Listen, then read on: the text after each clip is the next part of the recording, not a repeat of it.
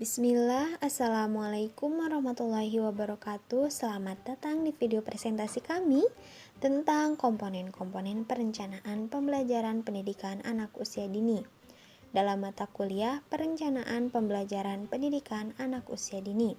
Kami dari kelompok 5 yang beranggotakan Yeyen Ainatul Musyaropah, Lilis Lismayanti, dan Siti Anis Sumarni. Komponen merupakan bagian dari suatu sistem yang memiliki peran dalam keseluruhan berlangsungnya suatu proses pembelajaran. Komponen pendidikan berarti bagian-bagian dari sistem proses pendidikan yang menentukan berhasil atau tidaknya proses pendidikan. Adapun beberapa macam komponen-komponen pendidikan diantaranya, yang pertama yaitu tujuan pendidikan. Tugas pendidikan atau pendidik ialah menanamkan sistem-sistem norma tingkah laku perbuatan yang didasarkan kepada dasar-dasar filsafat yang dijunjung oleh lembaga pendidikan dan pendidik dalam suatu masyarakat. Yang kedua yaitu peserta didik. Siswa atau murid biasanya digunakan untuk seseorang yang mengikuti suatu program pendidikan di sekolah atau lembaga pendidikan lainnya. Yang ketiga yaitu guru atau pendidik di sekolah. Guru mempunyai tugas utama mendidik, mengajar, membimbing, mengarahkan, melatih, menilai, dan mengevaluasi peserta didik. Yang keempat yaitu orang tua dan lingkungan masyarakat. Kedudukan orang tua sebagai pendidik merupakan pendidik yang konsentrasi dalam lingkungan keluarga. Yang kelima yaitu interaksi edukatif pendidikan dan anak didik. Interaksi pendidik dengan anak didik dalam rangka mencapai tujuan pendidikan yang diinginkan. Nah, yang keenam yaitu isi pendidikan. Isi pendidikan memiliki kaitan yang erat dengan tujuan pendidikan. Untuk mencapai tujuan pendidikan perlu disampaikan kepada peserta didik isi yang biasanya disebut dengan kurikulum dalam pendidikan formal. Selanjutnya yaitu komponen-komponen perencanaan pembelajaran anak usia dini.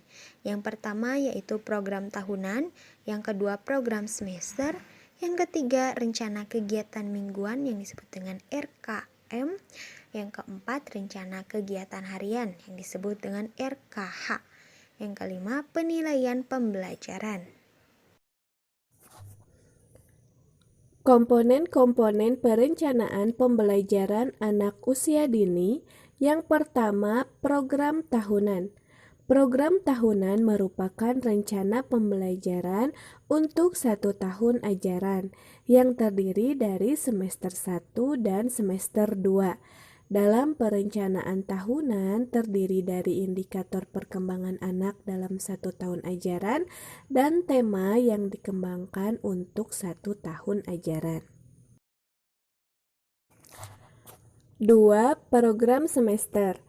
Program semester yaitu perencanaan pembelajaran untuk 1 semester yang terdiri dari indikator perkembangan untuk 1 semester yang penggunaannya telah ditentukan minggunya serta telah dikaitkan dengan tema.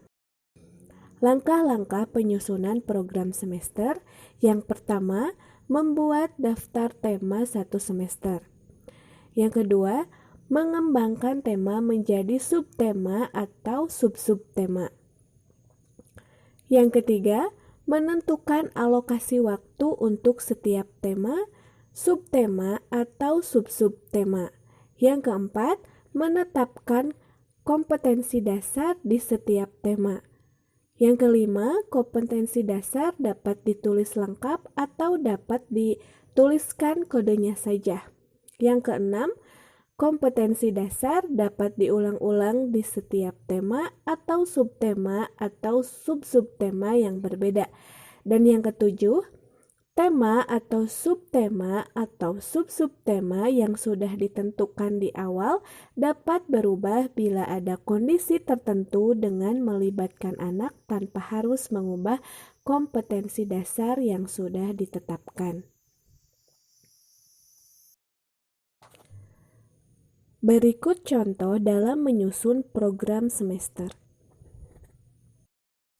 3. Rencana pelaksanaan pembelajaran mingguan atau RPPM. Rencana pelaksanaan pembelajaran mingguan disusun untuk pembelajaran selama 1 minggu. RPPM dijabarkan dari program semester.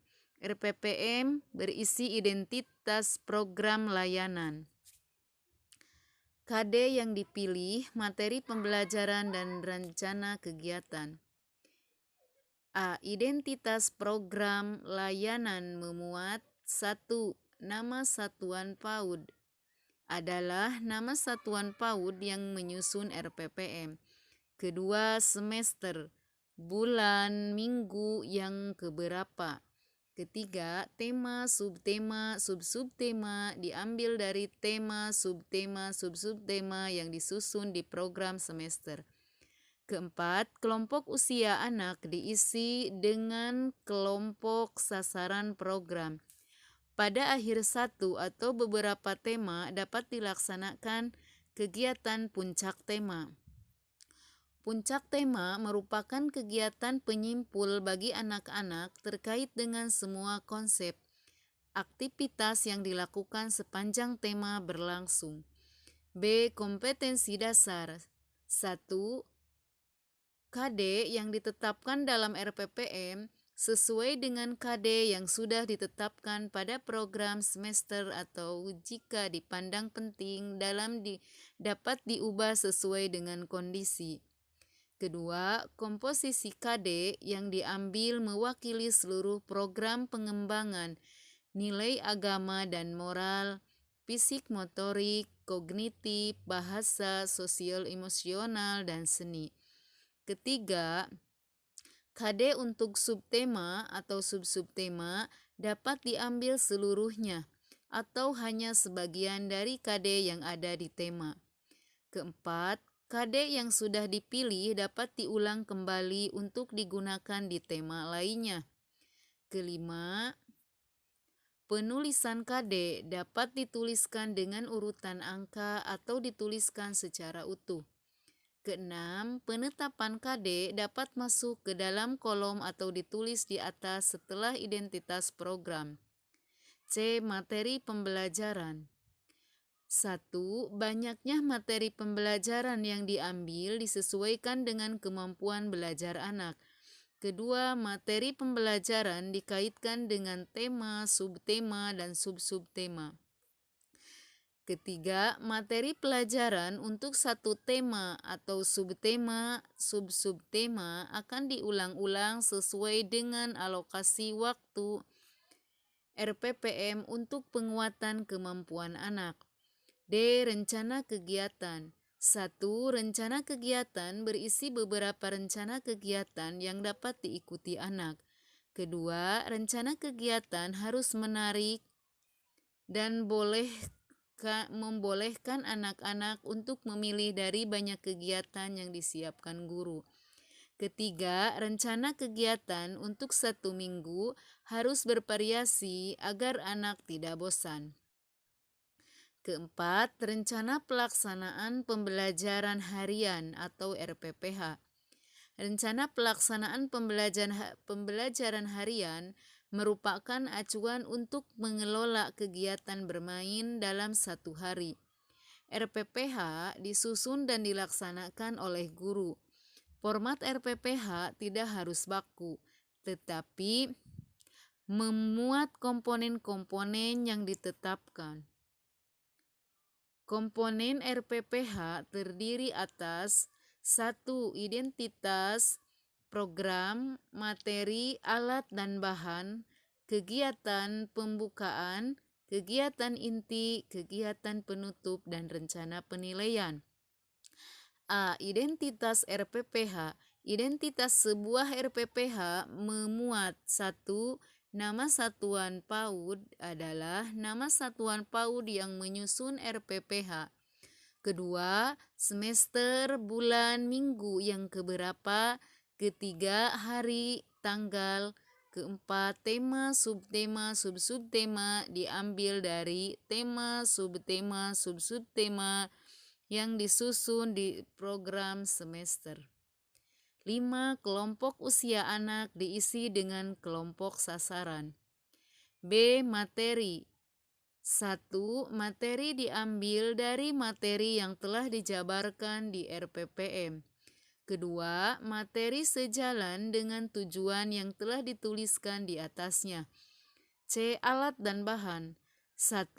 Alat dan bahan sangat terkait dengan kegiatan yang akan dikelola guru pada hari itu. Kedua, kegiatan diambil dari beberapa rencana kegiatan yang ada di RPPM. Ketiga, alat dan bahan ditata untuk menarik. 5. Penilaian. Beberapa penilaian pembelajaran pada pendidikan anak usia dini diantaranya yang pertama, observasi.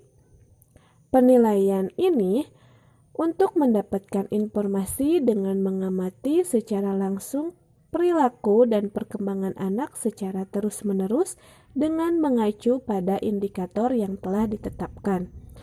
Yang kedua, catatan anekdot, yaitu sekumpulan catatan tentang sikap dan perilaku anak dalam situasi tertentu atau kejadian yang di luar biasanya. Yang ketiga, percakapan. Penilaian untuk mendapatkan informasi tentang pengetahuan atau penalaran anak mengenai sesuatu hal. Yang keempat yaitu penugasan, yaitu penilaian berupa tugas yang harus dikerjakan anak yang memerlukan waktu tertentu dalam pengerjaannya. Misalnya melakukan percobaan menanam biji. Kemudian yang kelima yaitu unjuk kerja, berupa penilaian yang menuntut anak didik untuk melakukan tugas dalam perbuatan yang dapat diamati. Misalnya praktik menyanyi, olahraga, dan memperagakan sesuatu. Dan yang keenam yaitu hasil karya. Hasil karya ini adalah karya anak didik setelah melakukan suatu kegiatan, dapat berupa pekerjaan tangan atau karya seni. Sekian penjelasan dari kami tentang komponen-komponen perencanaan pembelajaran pendidikan anak usia dini. Terima kasih sudah menyimak. Mohon maaf apabila ada kata-kata yang salah dan